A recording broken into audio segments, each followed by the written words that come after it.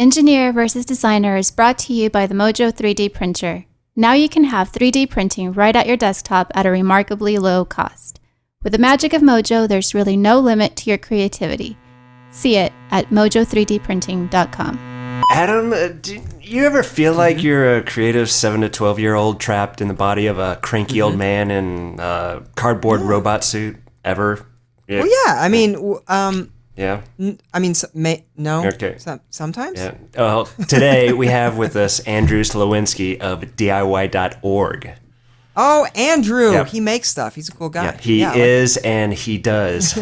This week we caught up with him about the new maker community for kids, how it came about, and how kids and parents can join in the fun. Oh. Yeah. Okay, I think it's time to start. Yeah. Okay. Like 5 seconds ago. Welcome to Engineer versus Designer. The podcast. For designers, engineers, makers, geeks, freaks, and those who think kids need more DIY in their diet. My name is Josh, mechanical engineer of SolidSmack.com. And my name is Adam, industrial designer of CADjunkie.com. Each week's EVD brings you somebody doing something really nifty in the world of design. And engineering. And we get them to talk about their design process, tools, and generally how they go about making their ideas real. Yes, today we have engineer, maker, code shaker, electronic breadboard baker from San Francisco, California, Andrew Sliwinski of DIY.org. Andrew Sliwinski, if you had the choice of being a laser shooting robot in a Mastodon video or having lasers shooting robots deploying from your beard on command, which would you choose? Well, beard, no doubt. I mean, you gotta always go beard with bots. The beard, right? Beard bots, baby. Laser shooting beard bots. As much as I like Mastodon, yes. There are so many possibilities. Oh man, so many possibilities. Wait, can beard bots put food in your mouth? That's what I want. Directly into my mouth. Yes. That would be awesome. Yeah. Adam. What? Yeah. Do you know what DIY.org is? You know what, Josh? I do. Actually, I just looked at it, and there's lots of pretty colors on the screen. Appeals to your designery senses, does it? It does. I spent hours exploring the homepage, literally hours. Those cartoons, pretty epic. Yeah. Lots of cartoons. Lots of animal kids making stuff. Andrew, we've seen it. We know what it is. Lots of parents, or eventual parents in that case, are out there listening right now. So we're wondering, how do you find yourself explaining what DIY.org is to them? We're a community for creative kids.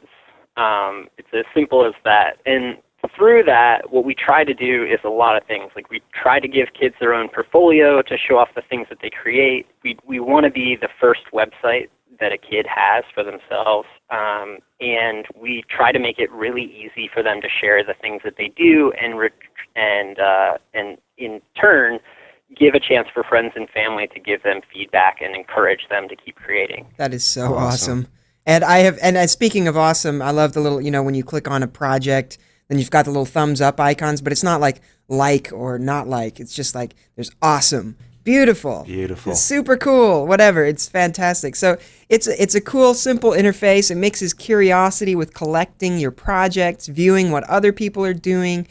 So first of all, who creates these fabulous illustrations? And secondly, what age group is DIY.org focused on? Well, our wonderful illustrations are all done in-house by my co-founders and one really amazing guy that's on our staff named Mike Bertino. So Isaiah Saxon, nice. Mike Bertino, and Darren all do all of our illustration work, and it's kind of a really fascinating thing to watch because we've got engineers on staff, and we have designers, and we have all these illustrators. And as an engineer, I'll be writing code, and then I'll look up, and there'll be some ridiculous illustration happening on the wall. And so it's like a really wonderful environment to be in. Sounds like heaven. And second, what age group is DIY.org focused on? So we shoot for 7 to 12, and we know that we kind of skew a little bit below that and also a little bit above that, and we're comfortable with that, but we try to focus on 7 to 12 as kind of our key demographic for the kids that we're trying to reach out to. Right on. Cool. So 4 guys into making, of course, Zach Klein, brought famous, founder of College Humor and Vimeo. You specifically have been involved in the Detroit maker scene. So how did DIY.org come together? Well, DIY started as a film project that Isaiah and Darren and our one of our other co-founders, Sean, were working on. And essentially what they did is, as filmmakers, they were trying to think about what they would want to do as like a feature film. And they came up with this idea of building this heroic myth around the maker movement, and they came up with the name DIY. And in this idea for a film, there was this group of kids that are all amazing makers and go and help save their town and kind of all these activities that they do. And we realized that, well, like, this club should just exist, that they belong to. Yeah, this isn't a movie. This should be a real thing. Right, exactly. And so Zach and Isaiah sort of started to kick around that idea. They met through the O'Reilly folks, which make Magazine.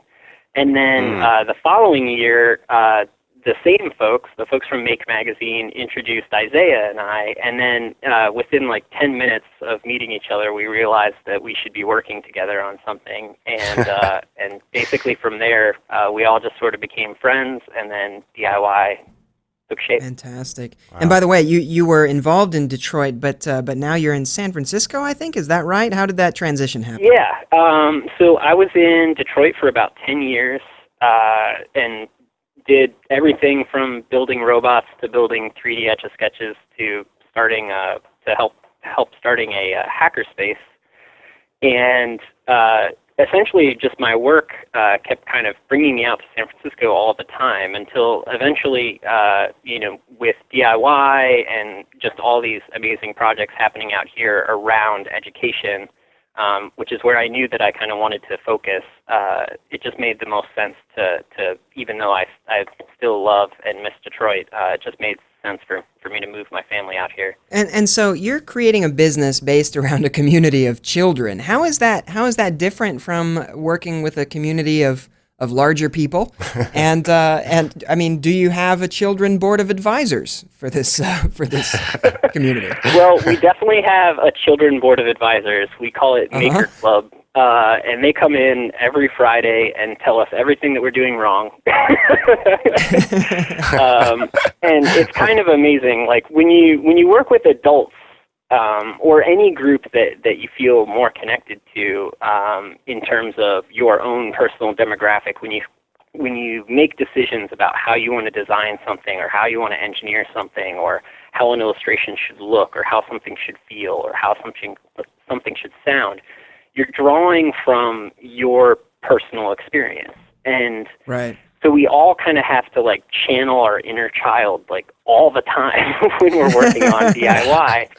But you always feel kind of, we're not kids. We're a bunch of guys in our 20s and 30s and girls as well.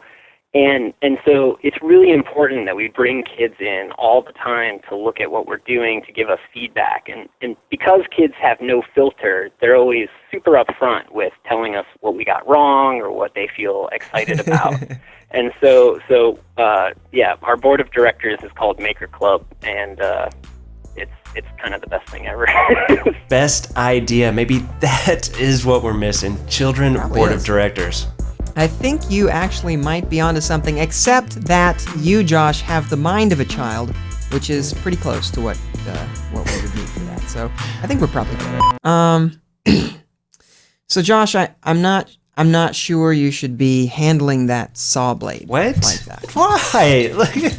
Well, Why? It's upside down, and B, or two, it looks like you've already chopped at least one leg off. That's nothing. A scratch. But, Yeah. But Well, we I am a little do dizzy. use a lot of tools making things, but what are kids using to explore their creativity? What do people have against kids exploring their creativity with tools? What is it? DIY.org is a website and a makerspace. So obviously, there's been a lot of focus on adult makers right now with the Instructables, Thingiverse, and other communities, the hacker spaces that are popping up. Certainly, kids are a lot more tech savvy nowadays. But why hasn't there been a focus on children before, do you think? There's a lot of fear I find surrounding sort of not just making education with kids, but just working with kids in general wherever they touch tools, or if they're, we're basically encouraging kids Physical to do fear of things. damage to children. Yeah. Right, exactly. Like there's just so much fear. And one of the things that can be really frustrating about that is that a lot of times that fear translates directly to the kids. Like they feel like they're, when you put a kid in a bubble, they start to expect that bubble as the norm, and they sort of internalize and develop that fear of doing new things, or of trying new things, or of failing, or anything else. And with that, they sort of lose that ability, or lose that tendency to just explore. And so building a business around kids can be really difficult, because our kids are our users, and they're who we care deeply about. But our customers are our parents. We have to make sure that the parents feel comfortable, that we're providing every level of privacy and security and protection that we can to the kids.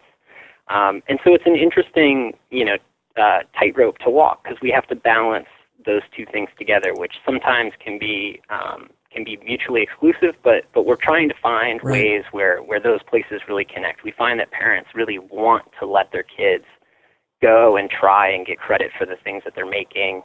I sure hope so. We just try to provide a really safe environment for them to do that. Absolutely. Now, I mean, I'm sure that there are a lot of listeners out there who are parents, and many of those have seen Sir Ken Robinson's TED Talk on education and creativity, and they, if they have, they probably agree that we could do more to promote creativity among the youngsters.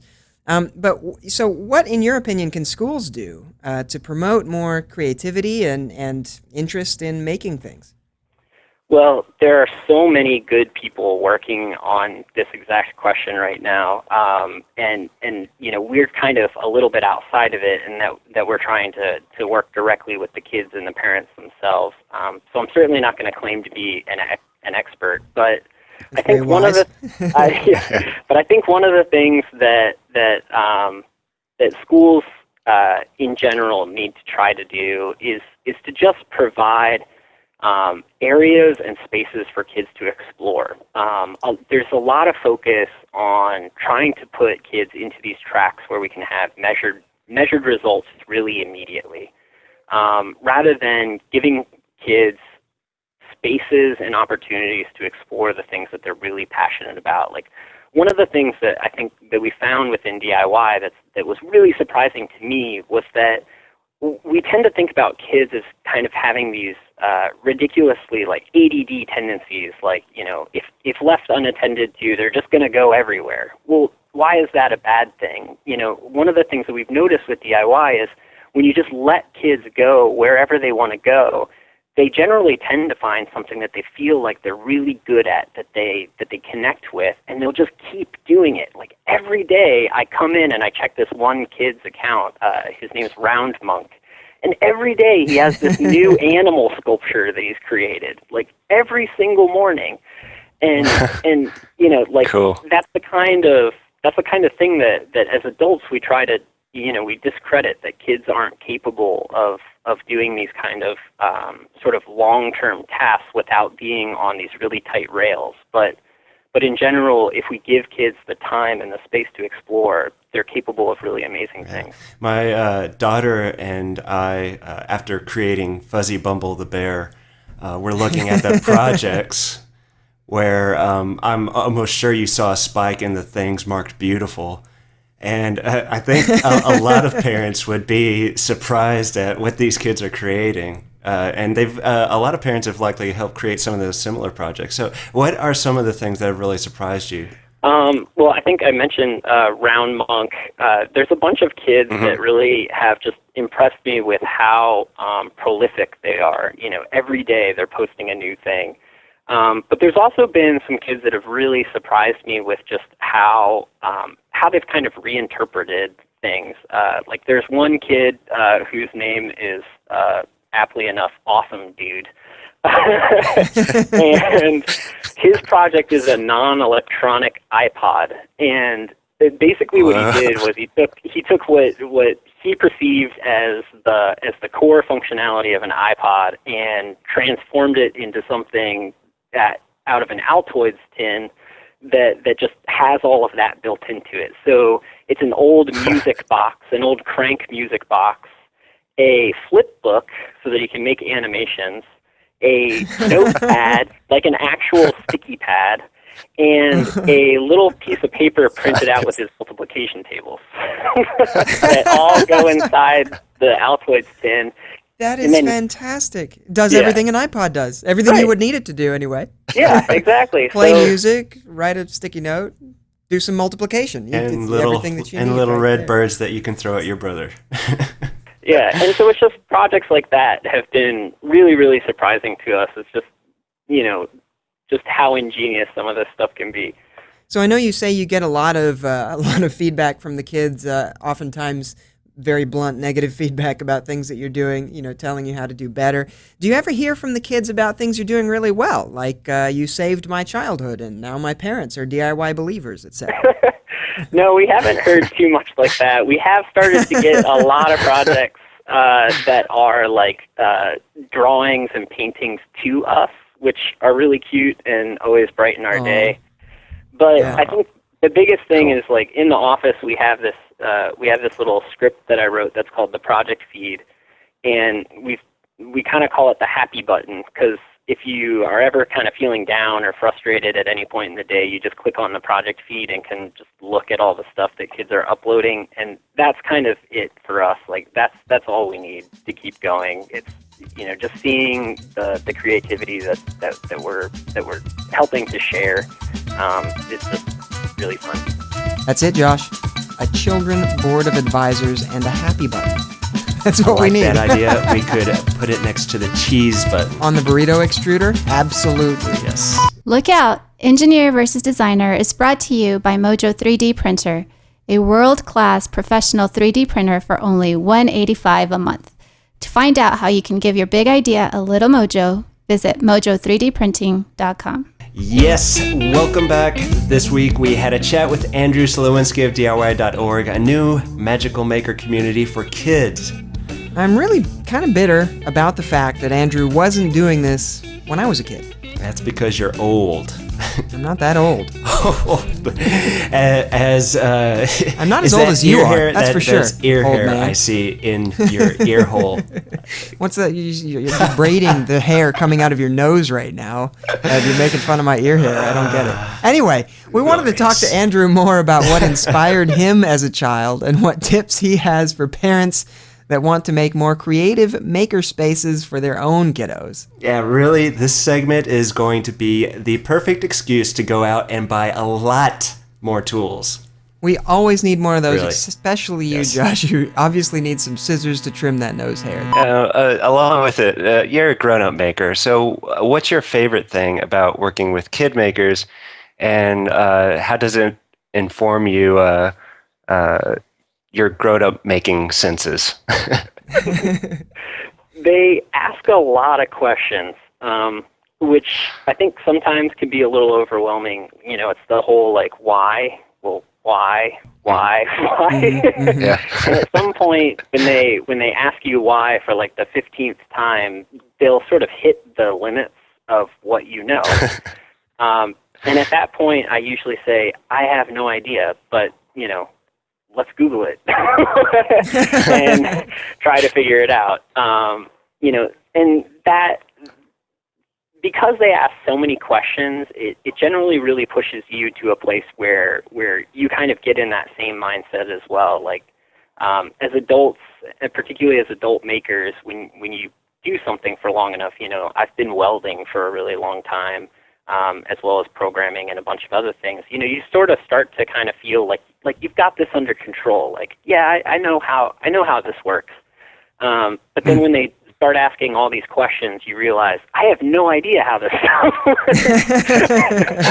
I need to keep pushing myself. And so I Right. really like that part about working with kids. That's Well, cool. and so I mean, you're an engineer. What inspired you to become an engineer? Did you know you wanted to be an engineer when you were 7 to 12 years old, or how did that come about? I had no idea that I wanted to be an engineer when I was a kid. I just knew that I liked taking things apart. Um, Hmm. and I have two really We wonderful hear that a lot. parents. Yeah, I had two really wonderful parents that A, let me take a lot of things apart, and B, provided an environment for me where I always had access to tools. My parents were prop masters when I was a kid, like theater prop masters, and so I was always around tools, Cool. and I was allowed to use them, except for the table saw. Mm. That's a judicious choice on your parents' part. Yeah. And so I just started, grabbing screwdrivers and taking toys apart, and that's kind of how it started. And it just snowballed from there until I took the lawnmower apart, I took our computer apart, I took everything apart. And that just sort of, that curiosity just kind of translated over to when I became an adult, and I decided to be a designer and an engineer, and it just made sense to me that's kind of where I should be. It's like, oh, I want to understand how things work and put them back together in new ways. Then that this is what I should do. What I should do. Yeah. I just stepped on some screws a little earlier this morning around a tractor that had been taken apart in the hallway. So yeah, Oh, okay. I'm on the other side of that. I can, and it's actually nice to see. So I'm wondering, do you encourage kids to take things apart at DIY? Go home and I do. Yeah, I do. Like one of the things that we used to run. Actually, I ran one at last year's East Bay Mini Maker Fair. Was just called a Rec Lab, where I go to the recycling center and get a bunch of electronics, and I get a bunch of really cheap screwdrivers, and we just take stuff apart for hours. And So it's fun. really funny, like particularly kids that have never done it before. Usually the first time that they kind of crack the case on, an old printer or some toy that they found, it's like, they open it up and it's like opening a present on Christmas Day. It's like, whoa, that's what's inside of this thing? Like, there's wires and this green thing that has dots on it. It's just this moment of discovery that's really cool. And so, yes, we encourage kids to take stuff apart as much as possible. That is fantastic. And what are some tips that you might give to parents who want to create or who want to foster that curiosity and creativity and making and all this stuff for kids, aside, of course, from introducing them to DIY.org? Well, I think more than anything, just provide that kind of environment where they can feel open to explore. A lot of parents that I talk with, I'll just recommend just get some cheap tools. If you don't have tools in the house, just get some screwdrivers, get a hammer, get some glue, get some tape. Just get the elements that you need, and make sure that they're in a place where the kid can get to them, so that they can explore on their own time. Like, one of the things that's really interesting is, like, a lot of kids will sort of get started with making out of necessity. They want an iPod and they can't have an iPod, or, I got started with taking apart electronics when I wanted a stereo and my parents said no. So I found an old pair of radio headphones and a megaphone toy that I had, and I put them together to make myself a stereo. That's awesome. It's like a lot of these moments of making are at their best when it's just problem solving for kids, and you never know when that moment's going to happen for a kid. And so just giving them the environment and giving them the tools to be able to kind of make that leap when they're ready is one of the best ways that you can just kind of get them started down the path. Kids, a lot of times, the things that they want to make are impossible for them to make. How do you encourage kids that say, I want to build a 7-foot tall working mech robot, or I really want to build the next iPod, and it's going to do this and that and the other thing, and it's an actual iPod with a touchscreen. How do you encourage them, divert that energy, or what do you do? That's a really, really good question, and I think sometimes the temperament of kids is really what makes that piece really amazing is as adults, when we think of something that we want to build, like I want to build a spaceship, and I know nothing about aeronautics. I know nothing about jet fuel. I have no idea how to do this, so I'm just gonna not do it.